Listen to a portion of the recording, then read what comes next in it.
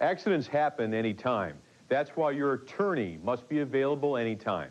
It was a branding campaign that began humbly enough. Another local lawyer trying to get his name out there, like so many before him.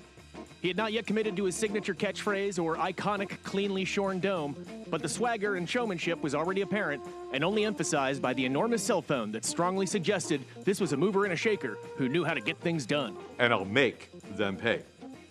Still, at the time, none of us could have possibly imagined how omnipresent this man would eventually become in our collective Northeast Ohio lives. But he sure has.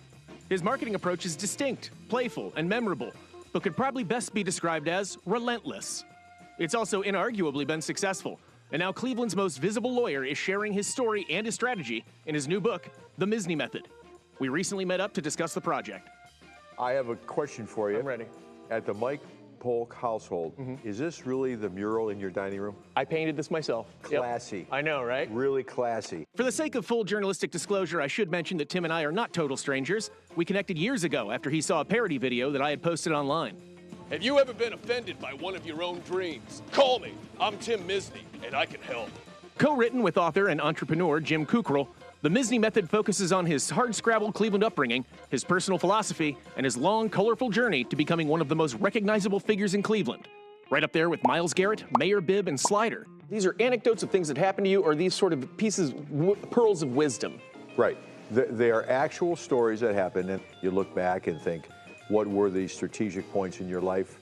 And I think there are lessons learned from those, and this is what the book is about. Tell me about the process of this book. Was it hard for you to get to transfer what you were thinking into this? It was a cathartic thing. Everybody should write a memoir. You realize your journey was purposeful, and it's still going on. It's a continuum.